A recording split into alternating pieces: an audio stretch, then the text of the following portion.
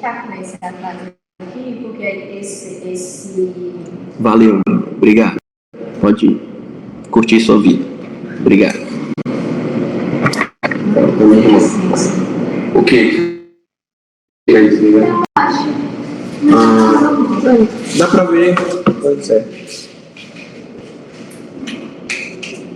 Dá pra você ver? Tá. Eu acho que é, mas enfim. Gente, como eu falo pra vocês, hoje a gente vai dar uma revisão, certo? Vai ser um momento bem rápido, só são 12 questões, certo? E aí a gente vai resolver as questões que vocês mais erraram no trabalho, no formulário, e também as matérias que vocês também disseram lá naquele último tópico do trabalho, que vocês estão com mais dificuldade. As matérias que os alunos responderam que mais são dificuldade no GTS, certo? Mas a gente colocou uma questão de cada assunto, né? De cada unidade. Isso é um momento bem rápido, né? As questões, discutindo o conteúdo, mais tarde a análise deve certo? O conteúdo da B2, né? Unidade 1, 2, 3, 4 e 5, certo? As provas são do dia 14 de 16, primeira e segunda chamada. O modelo da segunda chamada igual a B1, uma única questão, valendo de 0 a 10, mundo aberto. E a B2, a primeira chamada, 7 ou 8 questões, fechada, mas tendo que argumentar com a legislação, certo? Essas informações estão todas nesse material que a gente vai disponibilizar para vocês quando terminar esse horário do CD10, certo? Qualquer dúvida que for surgindo para vocês podem perguntar, certo? No momento de tirar a linha agora, não vai ter outro, porque como a linha explicou para vocês, esse GED vai substituir o GED que ele está aos sábados e o GED daria hoje de tarde. Então, esse dia vai ser o último momento que você vai tirar a dúvida antes da prova, certo? Então, toda dúvida que for surgir para vocês podem ir perguntando, não tem problema. Só para ficar mais fácil de ler e ouvir. Pode cair. Quer começar? Posso começar? Chega aí. Essa é a câmera oficial. Valeu, galera. E aí, a gente vai começar, vai fazer na ordem, tá? Aí vamos começar com FGTS, tá? Lindauer trabalhava na sede de uma estatal brasileira que fica em São Paulo. Seu contrato vigora há 12 anos e, em razão de sua capacidade e experiência, Lindauer foi designada para trabalhar na nova filial do empregador que está sendo instalado em Nova York, o que foi imediatamente aceito em relação à situação retratada. E ao FGTS, à luz do entendimento consolidado e do TST, assinale a afirmativa correta. Então, uma questão aqui que traz para a gente uma hipótese da empregado que vai trabalhar no exterior. E aí pergunta como ficará a situação do FGTS dela. Basicamente isso. E tem a Lindauer terá direito ao depósito do FGTS enquanto estiver trabalhando nos Estados Unidos, que deverá continuar sendo depositado na sua conta vinculada no Brasil. B. Usando-se da teoria atomista, chega-se à conclusão de que Lindauer terá o direito à metade do FGTS, que será depositado na sua conta vinculada. C. Uma vez que na legislação dos Estados Unidos não há previsão de FGTS, Lindauer não terá esse direito assegurado. Dedicado para que Lindauer tenha direito ao FGTS, deverá assinar documento próprio para tal fim devidamente traduzido. E aí, para vocês acharem que a gente consegue D, A, ouvir alguma outra, dole uma, dole duas,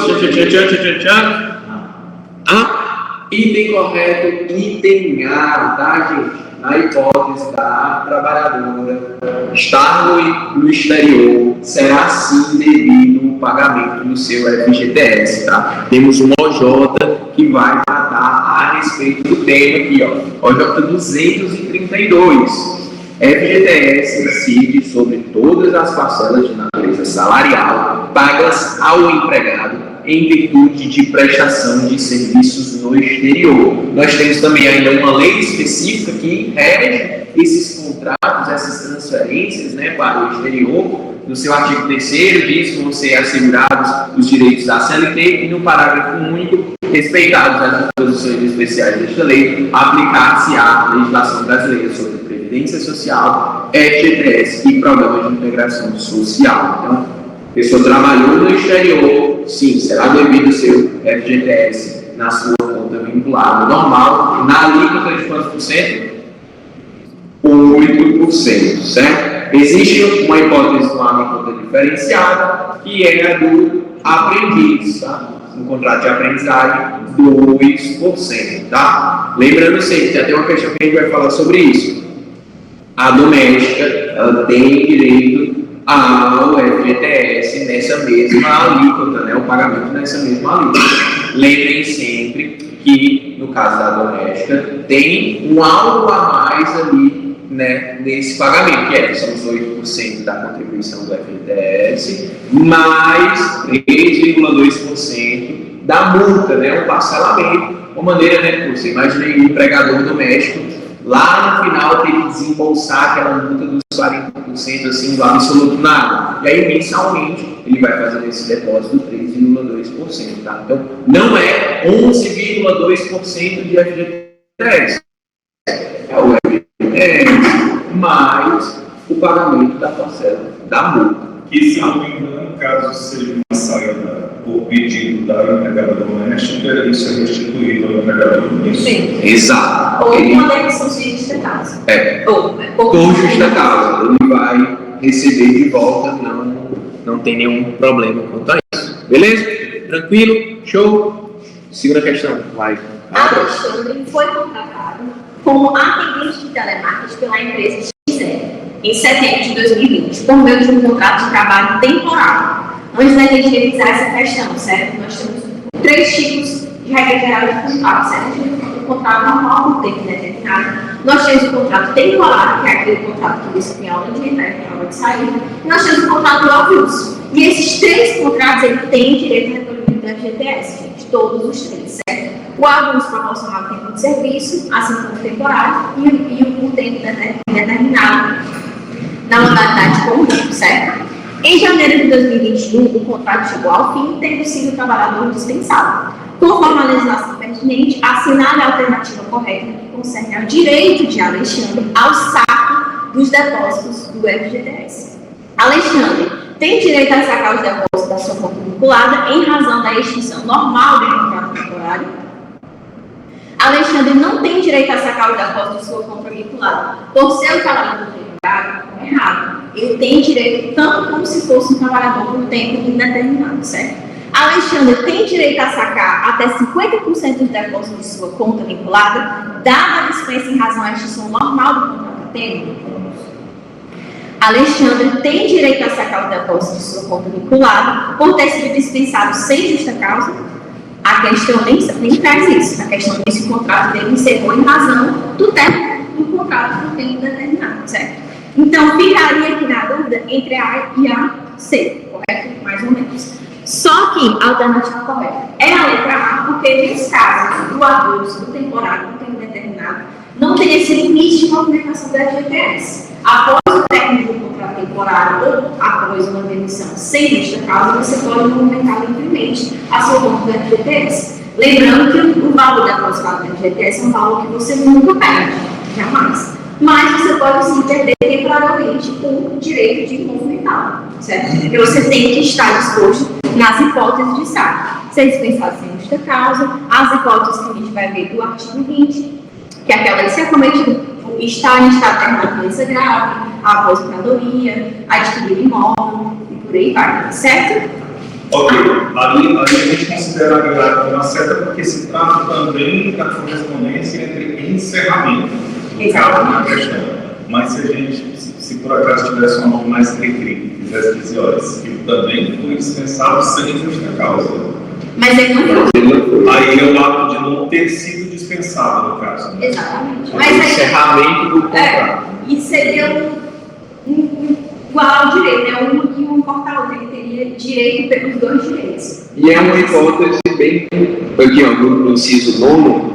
Ela diz, a extinção normal do contrato a termo, inclusive dos trabalhadores temporários. Então, qualquer trabalho a termo, pode ser até o prazo determinado, normal, quero te contratar por 3 anos. O contrato é, sim, uma hipótese de movimentação. Então, a justificativa da lei não está correta e dizer, não foi dispensado o que aconteceu. Exato. Exato. Houve a dúvida na hora da resposta, mas eu não havia. Sim, perfeito. E esse aqui é aquele artigo 20, aquele artigo bem pequenininho, de não sei quantos itens, 22 itens. E não há tudo aqui, então, que são as hipóteses de movimentação de ponto do FGTS. Lembrando que vocês não são obrigados a saber dessas hipóteses todas. Mas, como a gente vai ver lá na frente, caiu uma questão na AB3 que praticamente obrigou o aluno a saber a letra da lei de alguns itens desse artigo. Então, assim, embora a gente fale para vocês, olha, vocês não são obrigados a saber decorar desses itens, é importante sim que vocês tenham uma leitura nele. Principalmente para a AB3, que é a prova que vocês não vão ter a legislação com vocês. E é uma prova que assim, carrasca na questão das hipóteses de movimentação de conta da FGTS. É uma prova carrasca mesmo. Ela cobra a letra da lei. Então é muito importante vocês, pelo menos, aí saberem o básico. Beleza? Boa. Pode entrar. Questãozinha aí de número 3, tá, gente? Os irmãos Pedro e Júlio César foram contratados como empregados pela Sociedade Empresário Arco Doce S.A. e lá permaneceram por 2 anos. Como foram aprovados em diferentes concursos públicos da administração direta, eles pediram demissão e agora, com a possibilidade concedida pelo governo, dirigiram-se à Caixa Econômica para sacar o FGTS. Na agência foram informados que só havia depósito de FGTS de 1 ano, motivo pelo qual procuraram o contador da Arco Doce para uma explicação. O contador informou que não havia depósito porque no último ano o Pedro afastasse para prestar serviço militar obrigatório e Júlio César afastasse pelo INSS, recebendo auxílio doença comum. Diante desses fatos, confirmados pelos ex-empregados, o contador ponderou que não havia obrigação da empresa depositar o FGTS durante 1 ano para ambos. Sobre a questão levantada, de acordo com a legislação em vigor, assinado a afirmativa correta. Então, a gente tem os irmãos, né, Pedro e Júlio. O Pedro se afastou em virtude do serviço militar obrigatório e o Júlio, ele se afastou em razão do recebimento de auxílio doença comum, tá? Isso é um ponto-chave, um ponto principal para resolver essa questão. Por quê? O Pedro, ele vai ser, sim, contemplado, vai fazer jus a esse pagamento do FGTS. A empresa deveria, pelo fato de ele estar prestando serviço militar obrigatório, certo? Fazer esse pagamento. Não é o serviço militar que você acorda e eu com vontade minha, decido, militar o exército para ficar capinando lote. Não é isso, tá? Aquele obrigatório que você é convocado, tem que ir, tá? Tem o seu emprego normal, um belo dia, você recebe um zap, vem aqui no exército, irmão. E aí, você é obrigado a ir. Então, nessa hipótese, você deverá, né, continuar sendo recolhido o seu FGTS. Já o Pedro, ele se afastou em razão de auxílio doença comum. Então, não vai fazer jus a esse pagamento do FGTS. Se ele tivesse sofrido um acidente de trabalho, ele iria receber o auxílio doença acidental. E aí, nessa hipótese, ele deveria receber, sim, esses valores a título de FGTS. Então, a resposta correta é o item A.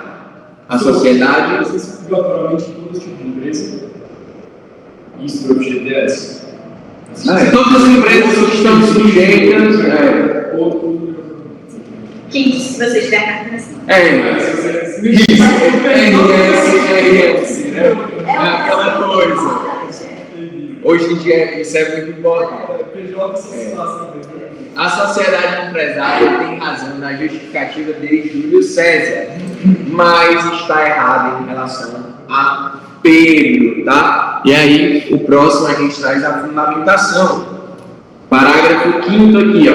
O depósito de que trata o caput desse artigo é obrigatório nos casos de afastamento para prestação do serviço militar obrigatório e licença por acidente de trabalho, tá? O rapaz lá foi só auxiliarista comum, não foi acidente de trabalho, então não tem por que ser devido, tem que ser obrigatório, né, esse pagamento. Lembrando, né, no artigo 15, a questão da alíquota, né, dos 8% e uma alteração que aconteceu tem um tempinho já, mas relacionada ao dia, tá? Antes era até o 7º dia, agora é até o 20º dia de cada mês, tá? Parágrafo 3º aqui, né? Os trabalhadores domésticos poderão ter acesso ao regime de FGTS. Eles têm sim acesso, é porque esse parágrafo é anterior, né, à legislação complementar, lei complementar número 150, e aí diz isso, mas os domésticos fazem sim parte do regime do FGTS, alíquota de 8%, mais o pagamento, né, da parcela da multa de 3,2%. Não é 11,2% de FGTS, é 8% do FGTS mais 3,2% da multa, tá? E aí, o parágrafo 7º, que a gente já tinha até comentado, né? Os contratos de aprendizagem terão a alíquota a que recebe, que se refere o caput desse artigo, reduzida para 2%, tá? Então, os aprendizagens, contrato de aprendizagem, alíquota de 2% e não de 8%, como o comum, como normal. Beleza? Tranquilo? Show? Gente, lembrando para vocês que geralmente isso em questões vem com a diferença de depósito e alíquota. Então, quando a questão trazer para vocês como é que ocorre o depósito da empregada doméstica, então é em 11,2%. Se vier a questão perguntando para vocês quanto é a alíquota do empregado comum, a alíquota do jovem aprendiz e o depósito da doméstica, então é 8, 2 e 11,2%. Então, geralmente as questões sempre vão trazer essa nomenclatura, depósito e alíquota. E a alíquota da empregada doméstica é 8%. O depósito dela que ocorre de forma diferente, certo? Geralmente as questões vêm aqui. É uma puta pegadinha. Casquinha de banana mesmo. A alíquota é 8%. A alíquota é 8%. Mas o depósito dela é 11,2%. Porque é a alíquota de 8% mais 3,2% do parcelamento da 40%. Vocês não colocam isso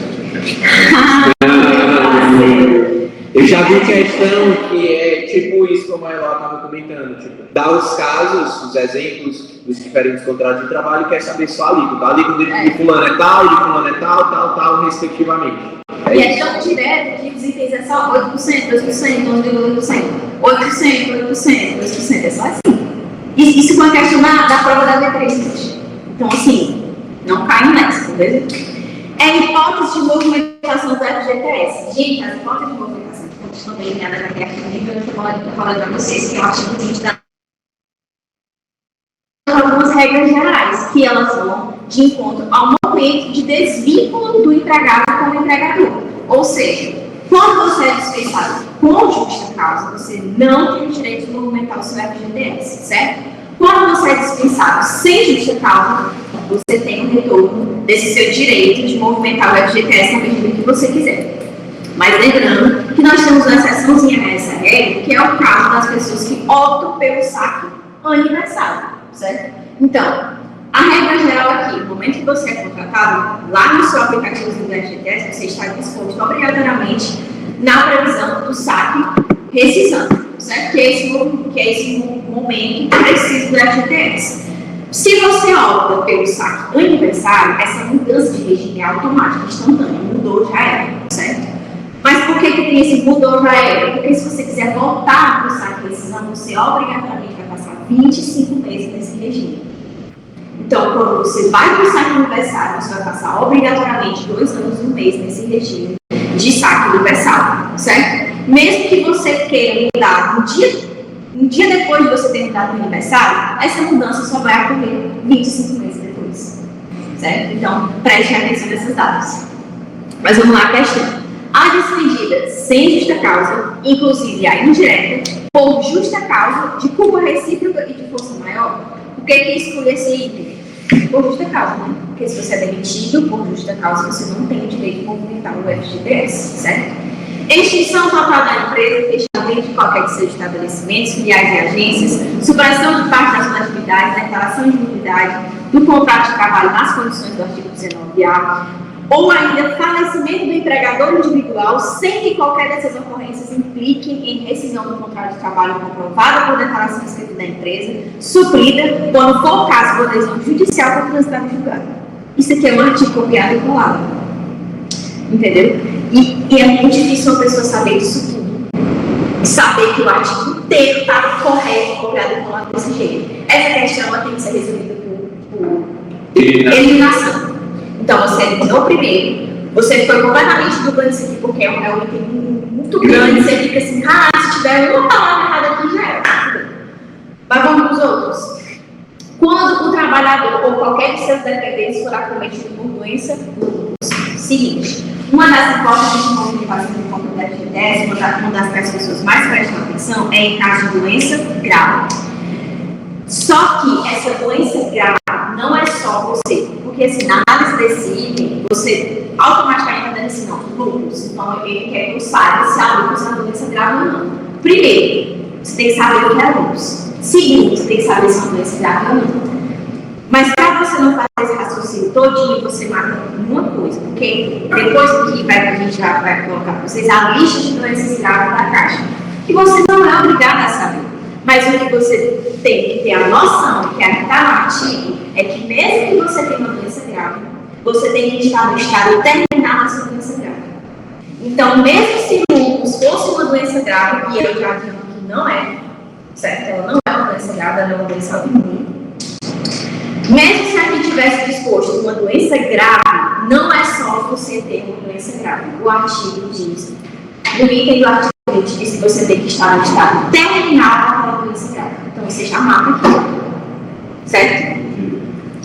Suspensão total do trabalho por um período igual ou superior a 180 dias, comprovado por declaração do sindicato representativo da categoria profissional. A gente viu que o trabalhador tem direito à FGTS, correto? Mas se ele passa mais de um certo período de tempo sem prestar serviço, então a suspensão da FGTS dele vai ocorrer. Só que não é 180 dias, é 90. Então, essa questão aqui é uma delícia, porque você tem que saber de coisas muito significativas que fazem você matar por eliminação, porque é muito difícil uma pessoa saber a letra da lei desse jeito aqui. Então, o item correto é a letra B, por quê? Porque o item correto é copiar e cuspir esse inciso do artigo 20 da lei 8.036, que é o artigo das hipóteses de movimentação de conta, e no caso do item D, que você elimina por uma questão muito simples, que é só o prazo, que lá está 180, mas na verdade é o período que o avulso passa sem prestar serviço é de 90 dias e não 180. E a questão da doença grave. Mesmo que você não saiba a relação de doenças graves que a Caixa exige, que é essa daqui, você pode marcar sabendo que você precisa estar no estado terminal daquela doença. Qual é a única exceção disso? As pessoas com transtorno de espectro autista, que foi uma alteração muito nova na legislação do ano passado, que foi considerada como doença grave e que cabe nessa hipótese de uma aplicação de produtos de TS para tratamento, para alguma técnica de terapia e tal. É a única que se retira desse negócio de ser um estado terminal de doença grave, porque não existe isso desse espectro. Certo? Esse ponto a gente vai mandar. Outro ponto importante, gente, é essa questão aqui, ó, né, nas hipóteses de saque, de movimentação, não é aqui, mas a redação dessa linha mesma, é o trabalhador e os seus dependentes, tá? Às vezes a questão pode trazer que o empregado ali e tal, na pessoa dele, mas pode ser que seja algum de seus dependentes, tá? E aí, se for também, é possível, né, essas movimentações, principalmente nesse sentido de doenças, tá? De doenças e afins, aí é muito tranquilo. Filho, que trabalha. Isso. A questão vai deixar bem claro para vocês que é um dependente ou algo assim. Quinta questão.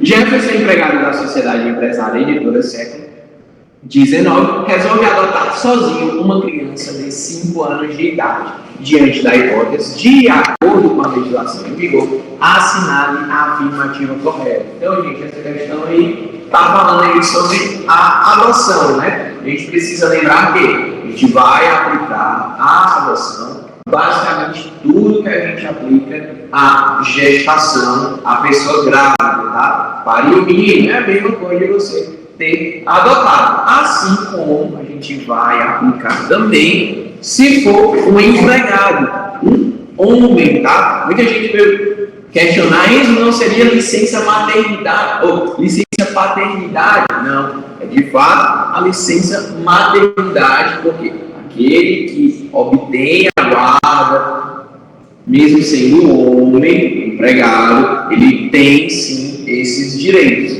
E aí são direitos como 120 dias, né, da licença. Lembrando que esses 120 dias, né, na hipótese da pessoa estar grávida, é depois do parto, né, ou pode ser antecipado, né, até o 28º dia antes do parto. Nesse caso de adoção, é como ter, né, consequência de guarda que vai iniciar esse período. Então, o item correto é Jefferson terá a licença maternidade, pois este direito aplica-se à pessoa que adotar, independente do gênero, tá? E aí, a gente tem um artigo, o 392C da CLT, que diz assim, ó, aplica-se no que couber o disposto no artigo 392A e 392B ao empregado que adotar ou obtiver guarda para fins de adoção. E o que é que traz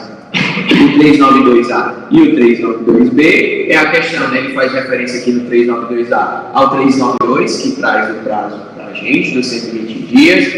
A licença vai ser concedida mediante a apresentação do termo judicial de guarda, né, a guarda ou do adotante. Parágrafo 5º. A adoção ou guarda judicial, se for conjunta, vai ensejar em apenas uma licença, certo? Apenas uma das pessoas vai receber a licença, assim como é, né, na hipótese também da gravidez, né? A gente vai ter apenas uma. E, no caso de morte, é assegurado ao cônjuge companheiro empregado o gozo de licença por todo o período ou pelo período que seria devido, que seria restante ali, certo? Exceto no caso de falecimento do filho ou de seu abandono. Então, por mais que seja um homem, não tem nenhum problema. A gente vai aplicar, sim, o que for disposto nesses artigos, tá? E, principalmente, guarda, né, essa questão da guarda, da adoção, vai ser bem equiparada ali à questão da licença maternidade, tá? Então, algumas pessoas acabaram questionando e errando por conta disso, tá? Mas o 392C da CLT é bem claro em fazer essa comparação e permitir essa equiparação, tá? Perfeito? Show?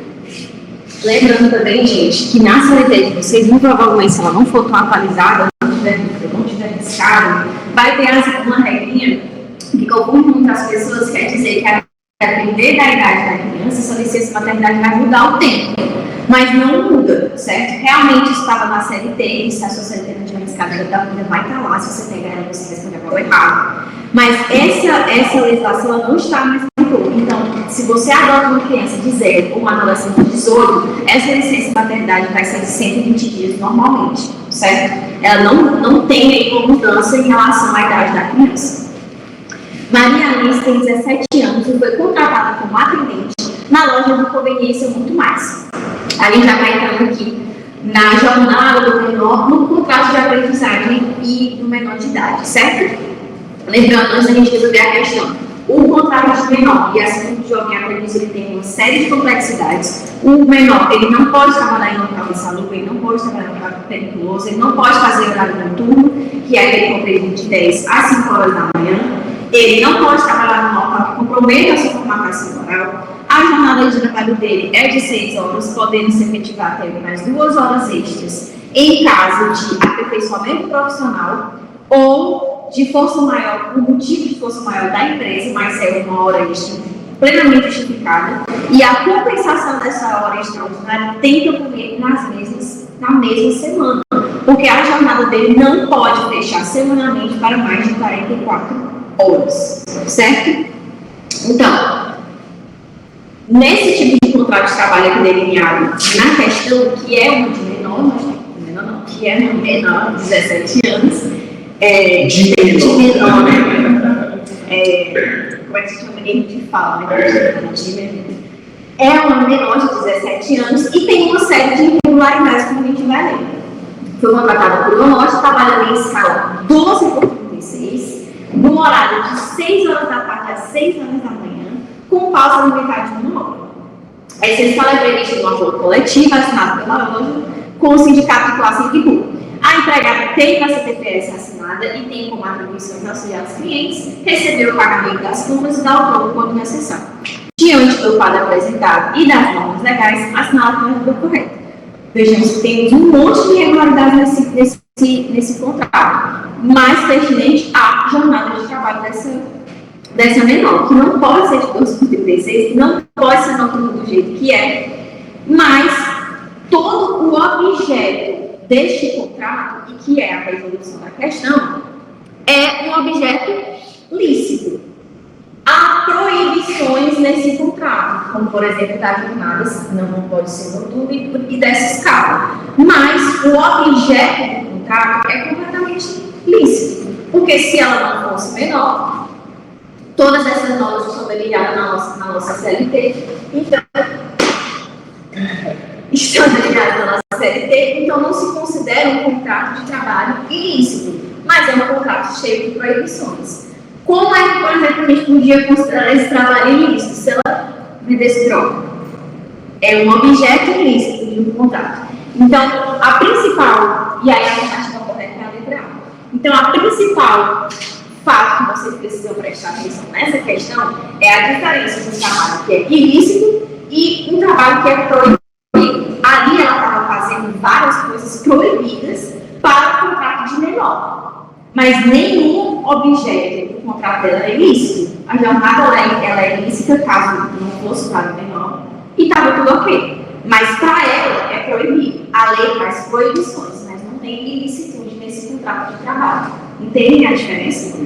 Lembre-se que o ilícito, o contrato vai ser nulo, tá? Não vai gerar efeito. O trabalho proibido, ele vai sim gerar os seus efeitos jurídicos. Está errado? Está errado. Precisa ser evitado? Com certeza. Mas, por exemplo, nessa hipótese aqui, ela faria sim de usar o adicional noturno durante esse período que ela estivesse trabalhando, tá? Então, produz os seus efeitos, tá?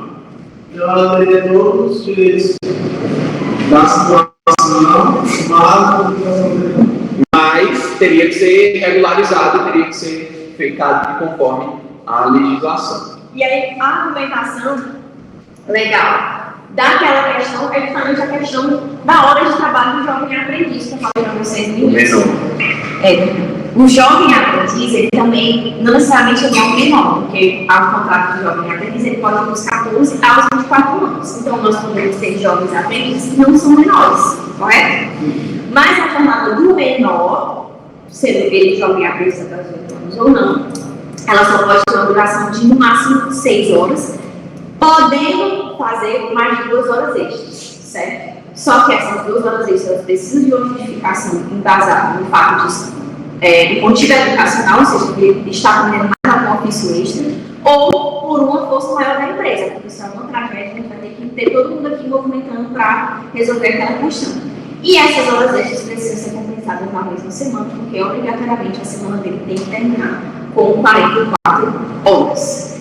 E algumas coisas importantes que o Enzo trouxe para vocês aqui delineadinho, que na série está desse jeito para vocês não errarem, é porque, por exemplo, no inciso 1º do artigo 403, tem dizendo no máximo de 48 horas. É desse jeito que está na série de vocês, isso não existe mais. É 44 horas. Se a CLT de vocês não tiverem atualizada no escala, vocês caem nessa pegadinha que a gente está falando aqui. A desatualização inicial foi até quando?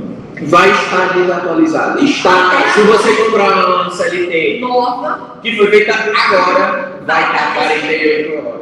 Porque não mudaram a reforma trabalhista, não mexeram nisso aqui. Mas é porque a regra geral, são 44 horas semanais para todos os trabalhadores. Aí eles levaram Sei lá, se fosse o eu, né? mas a mesma coisa se aplica para o pagamento da hora extra. O pagamento da hora extra no mínimo constitucional é 50%. E na CLT está 25%. Ou seja, foi um erro grotesco do legislador que não foi usado na reforma trabalhista, nem mexer nisso aqui.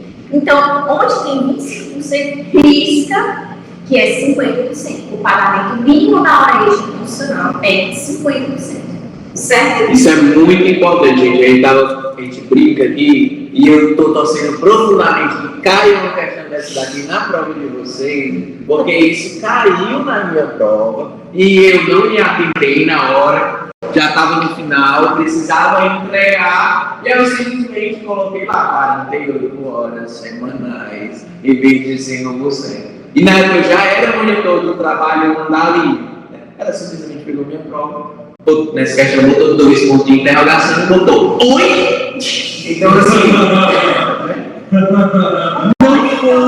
não foi algo legal, tá? Então, a gente está falando porque na sociedade vai estar errado. E a gente sabe que na pressa, que no aperreio, a gente faz qualquer coisa, bota do jeito que está lá e acha que vai dar certo. E não é assim, tá? Então, por favor, façam essa alteração, risquem. A gente vai colocar, eu vou acrescentar, né, nesse slide aqui, mude na sua CLT, tá bem grande para vocês não deixar de fazer isso, tá, gente? Por favor. Sétima questão, já passando aí para o contrato de aprendizagem, tá?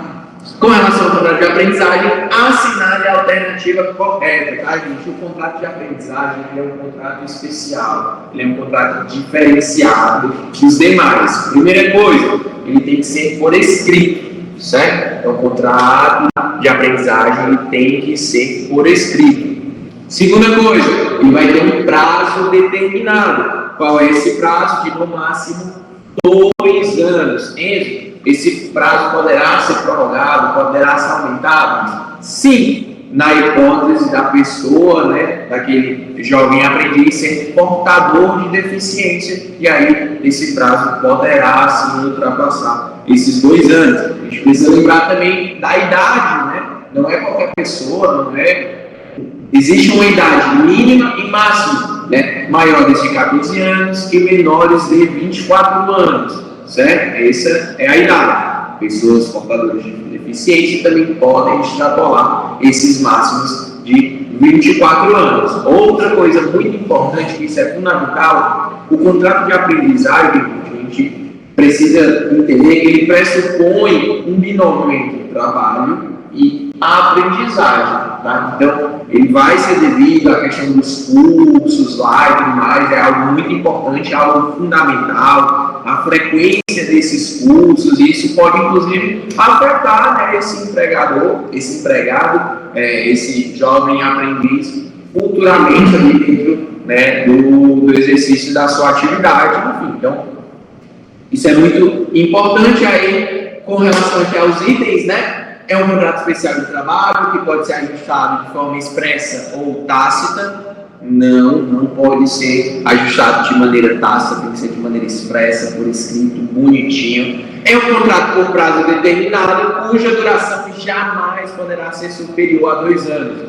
Pausa. A duração poderá ultrapassar, sim, os 2 anos, na hipótese da pessoa ser portadora de deficiência. Salvo condição mais favorável, ao menor aprendiz deve ser assegurado o salário mínimo hora, tá? E o D, a duração do trabalho do aprendiz não pode exceder de 4 horas diárias, sendo vedada a prorrogação e a compensação de jornada. Falso. A duração diária normal comum do aprendiz será de 6 horas diárias, certo? Sendo vedadas a prorrogação e a compensação de jornada. E aí tem o parágrafo primeiro, ele traz o limite previsto nesse artigo poderá ser de até 8 horas diárias para os aprendizes que já tiverem completado o ensino fundamental, se neles forem computadas as horas destinadas à aprendizagem teórica. Então, semanalmente eles têm que fazer o curso e tudo mais, e aí se for contabilizado, vai poder chegar até 8 horas. E aí o artigo 428, né, traz a questão de ser por escrito, por prazo determinado, por 2 anos, né? No 14 aos 24 anos, na hipótese, né, de ser portador de deficiência, não se aplica o lapso de 2 anos máximos, nem a idade máxima de 24 anos. E o parágrafo 7º aqui, ó, ele é bem legal, porque ele diz assim, ó, nas localidades onde não houver oferta de ensino médio para o cumprimento do disposto no parágrafo 1º desse artigo, a contratação do aprendiz poderá ocorrer sem a frequência à escola. Então ele deve sim estar frequentando a escola, desde que ele já tenha concluído o ensino fundamental. Então, se não tiver oferta de ensino médio, ele pode sim ser, né, contratado como um aprendiz, desde que tenha concluído o ensino fundamental. E claro, já que a aprendizagem, já que essa questão da escola é um ponto fundamental, ela vai ser um ponto fundamental também. Ela pode ser, se a pessoa deixar de frequentar a escola, faltar injustificadamente, perder o seu ano letivo, ela poderá, sim, aqui o 433 traz a questão da extinção, né, do contrato de aprendizagem. Vai ser quando completar os 24 anos, ou quando completar o tempo dos 2 anos, ou ainda, se ele for, né, considerado insuficiente ou inadaptação do aprendiz no trabalho, falta disciplinar grave, nos termos lá do artigo 482 da CLT, né, a falta grave que a gente estuda, ausência justificada da escola, que implique na perda do ano letivo, ou, claro, a próprio pedido, né, do aprendiz. Tá? 8ª questão. Vênus encerrou o seu período de licença maternidade e deverá retornar ao trabalho na metalúrgica Ferro e Fogo, onde prestava serviço em área de contagem de material, local considerado insalubre em grau mínimo. Gente, essa questão fala sobre aquelas proteções ao trabalho da pessoa, da grávida, né? Lembrando que a grávida não pode, a grávida e a lactante, né, período de lactação, não pode trabalhar em local insalubre nem perigoso, certo? E quando ocorrer esse afago, quando iniciar esse período de gravidez e de lactação, essa mulher ela tem que obrigatoriamente se afastar desse ambiente de trabalho. Se não houver um ambiente de trabalho seguro e saudável para essa mulher trabalhar, então ela vai ser afastada da empresa e esse salário de maternidade vai começar a ser pago no momento desse afastamento. É uma regra extraordinária que o legislador deu para o empregador, uma prerrogativa. No caso de um empresário que explora uma atividade insalubre e periculosa, não tem um ambiente para realocar essa empregada, certo? Que seria a obrigação dele. Lembrando que, para os moldes da CLT, o período de lactação é compreendido por de 6 meses. Então, você, mãezinha, você pode alimentar o seu filho, lactando ele o tempo que você quiser. Mas, para a aplicação das regras seletistas, só vai valer durante 6 meses, certo? Então, durante a lactação, também deve haver esse afastamento do ambiente de trabalho insalubre ou perigoso. E lembrando que, lá na unidade de atividades formais, a gente vê que eles possuem uma característica de salário condição, ou seja, você só recebe se você estiver exposto a um ambiente de trabalho inseguro ou perigoso, correto? Mas existem 2 exceções a essa regra, que é o período que você está de férias, ou seja, mesmo não estando exposto, você está de férias, mas vai incidir sobre as suas férias o recebimento do adicional de periculosidade ou insalubridade que você faz uso. E a outra exceção é a da grávida, que mesmo ela estando afastada daquele ambiente de trabalho insalubre ou perigoso, ela vai continuar recebendo aquele adicional nos moldes que ela recebia quando não estava afastada. Então, se ela recebe um adicional de insalubridade em grau máximo, 40%, ela vai continuar recebendo, mesmo estando afastada, um adicional de 40%. Certo? E é aí que você mata essa questão. O item correto é a letra A. Deverá se afastar do local insalubre até o final da lactação, que compreende o período de 6 meses, mas a empregada continuará recebendo o adicional de insalubridade em grau mínimo que percebia antes do afastamento. Perfeito? Perfeito, gente. Lembre que esse pagamento do adicional é equivalente ao que ela já recebe, tá? Então, aqui no caso, ela trabalha e recebe em grau mínimo, então ela vai continuar recebendo grau mínimo. Se fosse no médio, continuaria no médio, se fosse no máximo, continuaria no máximo, tá? Não há essa diminuição, ela continua tudo no mesmo parâmetro que ela tem se ela estivesse trabalhando normal. Fazendo uma alteração só nesse artigo aqui, que é 94A, ele ainda está vigente nesses termos, mas a única alteração que teve foi dessa precisão de ter uma emissão de um atestado médico, médico de confiança. Isso não existe mais, certo? Não existe mais essa obrigatoriedade. Posso colocar? A gente pode colocar também. E aqui é o que fala sobre a obrigatoriedade de continuar pagando mesmo que essa mulher esteja afastada. Mas não existe mais essa exigência de você ter um atestado médico, pedido por médico de confiança, para atestar que essa mulher tinha que ser afastada, porque agora, independente do grau da insalubridade desse ambiente de trabalho, ela obrigatoriamente tem que ser afastada pelo período da gestação e da lactação. Certo? Tem que combinar essa entrada e saída. No que concerne às normas sobre segurança e medicina no trabalho, que regulam o exercício das atividades insalubres e perigosas assinadas na alternativa possível, o que a gente já vai tratar sobre insalubridade e periculosidade. Primeira coisa que a gente tem que fazer é a diferenciação de ambas da sua própria natureza. Então, periculosidade são aquelas atividades que correm perigo à vida da pessoa, à integridade física dela, certo? Insalubridade é o risco à saúde daquela pessoa, tá?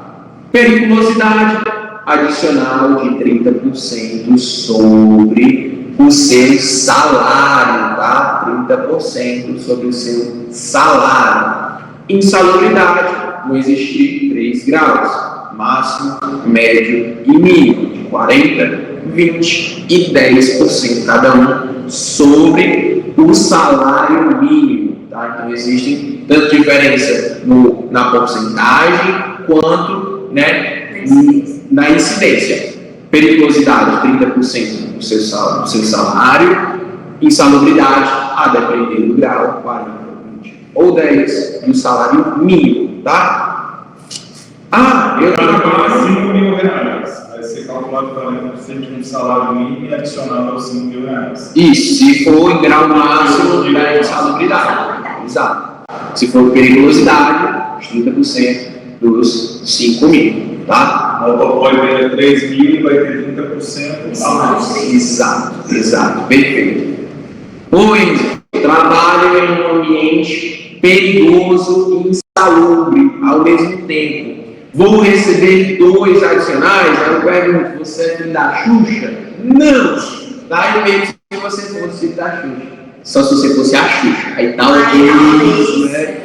Mas, brincadeiras à parte, você vai optar por um dos adicionais. E quem vai fazer essa escolha é o empregado, tá? O empregado escolhe qual é o adicional que é melhor para ele. Provavelmente ele vai escolher o adicional que vai pagar mais, né? É meio óbvio isso daí, tá?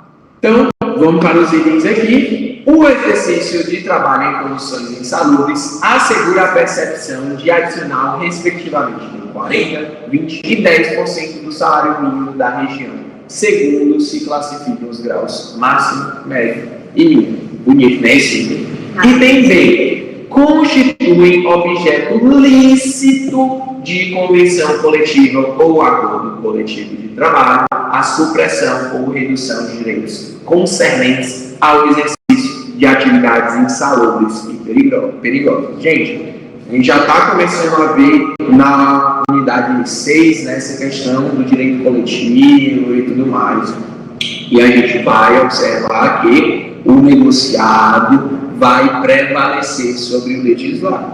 A reforma trabalhista trouxe algumas hipóteses bem controversas em relação a isso, principalmente, mas existem algumas coisas que não podem ser suprimidas porque, enfim, é o mínimo constitucional, é o que a Constituição traz. Então, nesse caso aqui, por exemplo, não seria um objeto lícito, né, fazer essa redução, tá bom? Caso verificado praticado o trabalho em condições de insalubridade e periculosidade, o empregado poderá receber apenas o adicional de insalubridade. E o outro item diz, né, que ele poderá apenas receber o adicional de periculosidade. Falso os dois. O empregado vai fazer a opção por qual dos adicionais ele vai receber. Tá? Passando aí. Tem o gabarito. E aí o artigo bonitinho, tá? É o artigo 190. Uma pequena diferença em relação ao item, né? Porque aqui o artigo traz acima dos limites de tolerância, né? Estabelecidos pelo Ministério do Trabalho, mas enfim. E o 191 eu trouxe aqui principalmente porque a eliminação ou a neutralização da insalubridade ocorrerá com a adoção de medidas que conservem o ambiente de trabalho dentro dos limites de tolerância. E 2, utilização de equipamentos de proteção individual ao trabalhador que diminuam a intensidade do agente agressivo a limites de tolerância.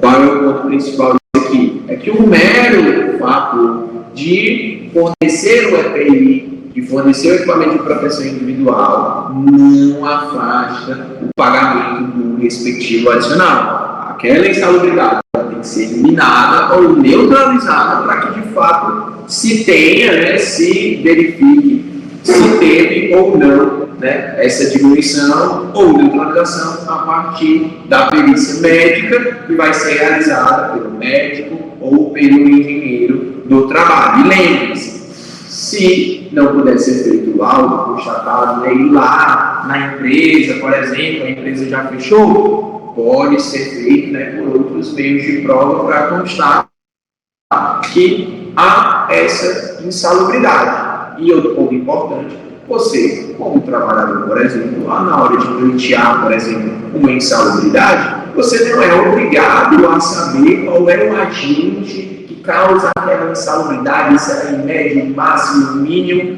Não.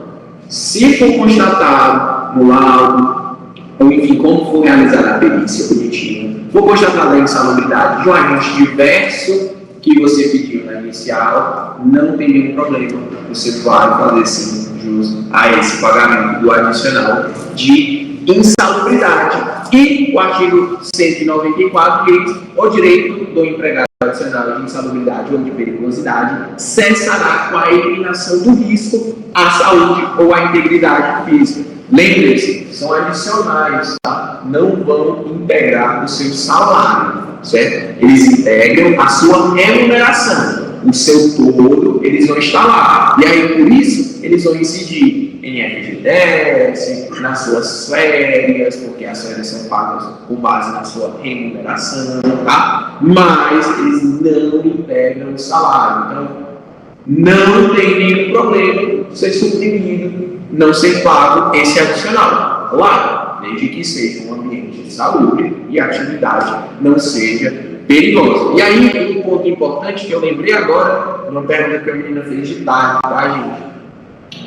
É o fato de você recusar a utilização do EPI, certo? De maneira injustificada, você está correndo, sim, em hipótese de falta grave, poderá ser dispensado por justa causa, tá? Então, o empregador chega para você e fala: use esse capacete verde. E aí você vai falar: eu não gosto de verde, eu só uso amarelo, então não vou usar o capacete verde, certo? Você, de uma maneira injustificadamente, está se recusando a utilizar aquele EPI. Agora, por exemplo, você trabalha limpando janelas, e aí tem uma corda específica e tal, e aí você, o seu empregador chega e está aqui, ó, utiliza essa corda. Você pode falar: olha, essa corda não está de acordo com a legislação, não é adequada para a gente poder fazer o nosso trabalho, a gente tem que estar dentro dos parâmetros por questões de segurança e afins. Beleza? Aí, de uma maneira justificada por, né, essa questão da corda, por exemplo, aí sim tem, né, um motivo justo para você não fazer a utilização. E aí, obviamente, você não vai se sujeitar, né, enfim, aquele momento. Despeitado, sim. Enfim. Eu tenho uma dúvida. O pagamento adicional ele tem como retroagir, no sentido de que, como jeito eu trabalho 3 meses, insalubridade, e eu não estou recebendo adicional. Aí, posteriormente desses 3 meses, um auditor e verifica que tem uma insalubridade lá no trabalho, e após o 4º mês, posterior a essa a averiguação do auditor, eu vou receber um adicional retroativo dos 3 meses? Sim, você vai receber. Então, tipo assim, se for constatar na insalubridade, você já tem 1 ano de contrato. Se for constatar na insalubridade, você vai ter a obrigação de receber esse montão de atrasado e vai começar a receber a partir de então. E lembre-se da prescrição, né, dos direitos trabalhistas, 5 anos. Então, você dentro ali dos 5 anos, segue o prazo que você pode ter E a menor também, né? e os 2 anos vai estar. Né? E tipo, você percebeu que começou a ficar doente, investigou, descobriu que foi por causa de um agente de saúde do seu último emprego. Obedece o prazo bienal, você tem até 2 anos até o encerramento do contrato que você entra em contrato. Com reclamação trabalhista contra aquela empresa. Entra em contato. Só se for. Alô, 12. Mas já estamos caminhando para o fim. Agora, tá lá. Hugo, José e Luiz são colegas de trabalho na mesma empresa. Hugo trabalha diretamente com o transporte de material inflamável de modo permanente. Então, ó, Hugo, permanente, nas dependências da empresa. José faz a rendição de Hugo durante o intervalo, ou seja, ele só substitui ele durante o intervalo da jornada do Hugo para a alimentação. E no restante do tempo, exerce a função de teleoperador. Já Luiz também exerce a função de teleoperador. Acontece que no intervalo para a alimentação, Luiz pega carona com José no transporte de inflamáveis, cujo trajeto dura cerca de 2 minutos. Gente, só para a gente mastigar essa questão, ela é perfeita uma questão que condensa ali todos os elementos de uma súmula específica, que é uma súmula que fala sobre a exposição permanente, habitual ou por curto período de tempo a agentes perigosos. A alternativa correta dessa questão é a letra D. Hugo e José têm direito ao sinal de periculosidade e Luiz não faz jus a esse direito. Por quê? Porque o Hugo ele estava exposto de forma permanente, ou seja, ele trabalhava permanentemente com aquela atividade exposta a um agente inflamável. Já o Luiz, ele só substituía o Hugo no intervalo dele, que durava 1 hora, mas acontecia todos os dias. Então, de forma intermitente, ele fazia essa substituição. Mas o José só pegava a carona com o Luiz e estava exposto àquele agente durante 2 minutos. Então, embora acontecesse todos os dias, era por um período muito curto de tempo. Então, é indevido apenas quando o contato dá-se-á de forma eventual, assim considerando o fortuito ou que sendo habitual, como era o caso dele, acontecia todos os dias, mas era por um tempo extremamente reduzido. Então, a questão basicamente condensou todas essas hipóteses de uma súmula que cai muito na prova. Estudem essa súmula assim, de verdade, certo? E aqui são as hipóteses de recebimento da sinal de periculosidade. É o rol taxativo, trabalhar com inflamáveis, está exposto. Inclusive, em relação a relacionada a essa súmula, também tem aquela súmula das pessoas que trabalham em aeronaves, que mesmo elas estando expostas ali por um período de tempo, né, só durante o abastecimento da aeronave, elas não têm direito adicional, justamente porque é um complemento dessa mesma súmula que diz que mesmo sendo habitual, ocorre por um curto período de tempo. Essas pessoas também não têm direito ao adicional de periculosidade, mesmo estando exposto a inflamáveis, certo? E aí um ponto importante que o pessoal perguntou mais cedo, né? Enzo, se essa duração, essa carona fosse por um maior período, fosse por 2, 3 horas, todo dia, a gente precisa lembrar que o respectivo adicional, ele tem relação com o seu trabalho, né? Ele não foi contratado para dar carona, pegar carona, tá? Então é importante que a gente lembre disso também. E a diferenciação, aproveitando que a gente está falando de periculosidade, que é a última questão da unidade 4, a diferença entre o vigilante e o vigia, tá, gente? vigia, ele pode ser qualquer pessoa, não precisa de nenhum curso, não precisa de nenhuma formação, absolutamente nada. Ele é, como a Eva também coloca, é o cara do apito, que vai correr junto com você do perigo, tá? Então, esse é o vigia. O vigilante, ele é uma pessoa que vai fazer um curso, certo? Preparatório, estar armado ali para fazer essa defesa, tá bom? Então, lembre-se, no trabalho tinha uma questão sobre isso, vigia e vigilante, é algo bem comum também de cair em provas colegiadas, essa diferenciação. Vigia não recebe adicional de periculosidade, vigilante recebe o adicional de periculosidade, tá? 11ª, já uma questãozinha sobre fiscalização, tá? No que diz respeito à fiscalização, a autuação e imposição de multas pelos auditores fiscais do trabalho, é incorreto afirmar que, então ela quer o que é falso. Se atentem a isso também na prova, tá, gente? E tem poderá ser instaurado procedimento especial para a ação fiscal, objetivando a orientação sobre o cumprimento das leis de proteção ao trabalho, bem como a prevenção e saneamento de infrações à legislação mediante termo de compromisso, na forma a ser disciplinada no regulamento da inspeção do trabalho. Não vou passar para o próximo slide, porque todos esses itens aqui basicamente são artigos, letras de lei dessa parte de fiscalização. Esse item A está correto, certo? Pode sim ser feito esse termo de compromisso para que se ajuste, né, ali dentro do período de 120 dias, aquela conduta para que se regularize e esteja tudo ok. B, salvo nas situações de uso, né, dos critérios da dupla visita ou procedimento especial, toda verificação de que o auditor fiscal do trabalho concluir pela exigência de violação de preceito legal deve corresponder, sob pena de responsabilidade administrativa, à lavratura de auto de infração. Então, o auditor deve se lavrar o auto de infração, colocar a respectiva multa, o que está sendo errado, como que deve ser corrigido também, tá? Salvado aí as hipóteses de dupla visita ou, né, um procedimento especial. E lembrando,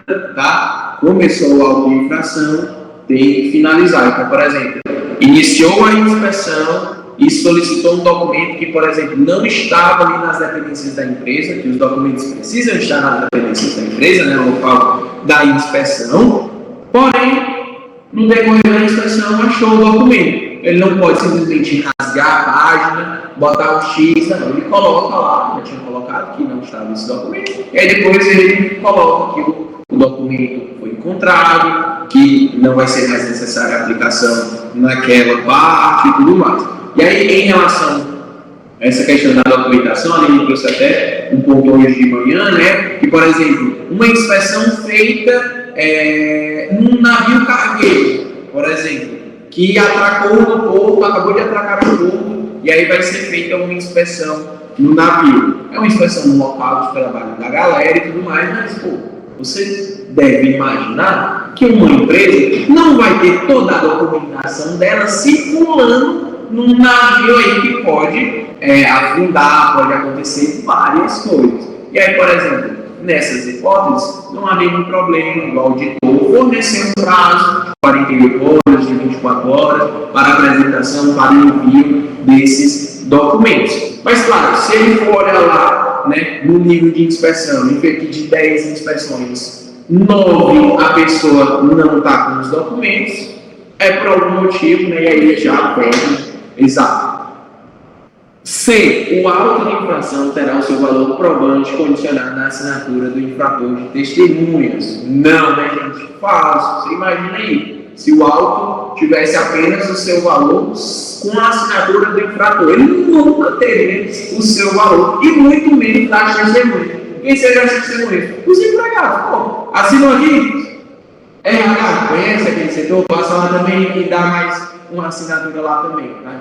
Não terá esse valor probante. E D, a fim de promover a instauração dos responsáveis no cumprimento das leis de proteção do trabalho, a fiscalização deverá observar o critério de dupla visita quando ocorrer a promulgação ou expedição de novas leis, regulamentos ou instruções ministeriais, sendo que, com relação exclusivamente a esses atos, será feita apenas a instrução dos responsáveis, tá? Então, dupla visita também é algo que sempre gosta de cair, tá? Em estabelecimentos recentemente inaugurados ou promulgações de novas leis, regulamentos e afins. Esse recentemente e esse novas a gente considera esse lapso temporal de 90 dias, tá bom? É basicamente isso, e um ponto importante é que as micro e pequenas empresas elas não se sujeitam à dupla visita, porque a fiscalização delas vai ser apenas de caráter orientador. Então, se é apenas de caráter orientador, não tem dupla visita, porque não vai se orientar para depois, né, uma nova visita para multar. Não, sempre vai ser uma orientação. Não temos dupla visita nas hipóteses de micro e pequenas empresas, tá?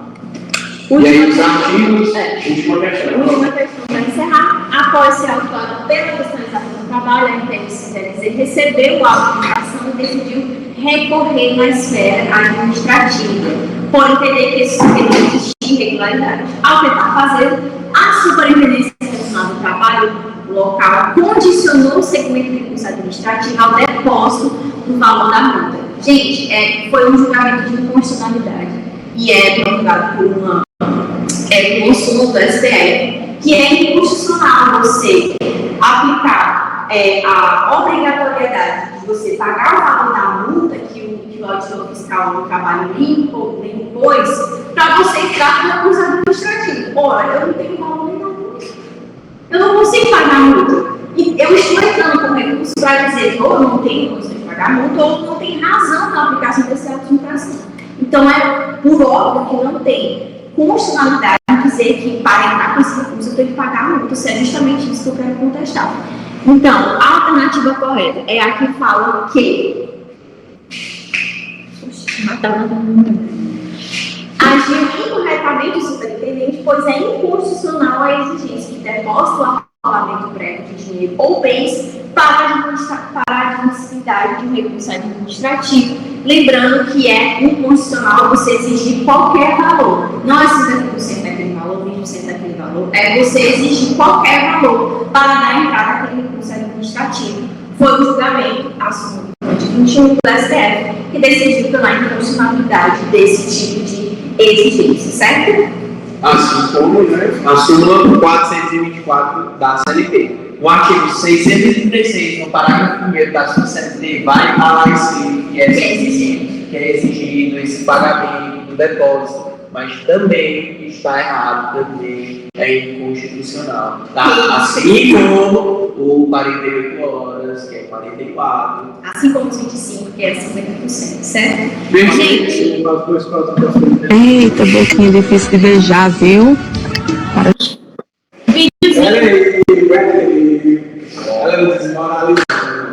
Esse vídeo vocês podem ver no material, né? Eu, no caso, não vai ficar muito bem. Mas vocês podem ver depois. O vídeo de influência sempre adora colocar nos nossos materiais. Gente, esse aqui é o link de presença de hoje. Se vocês tiverem 50% de presença no vigésimo semestre, vocês terão um certificado de presença e podem participar do nosso sorteio. Tá gravado. Que é concorrer um vale no valor de R$100. Eu vou ajudar. Vamos aumentar esse valor. Brincadeira. Só tem dois. R$100 na compra de livros.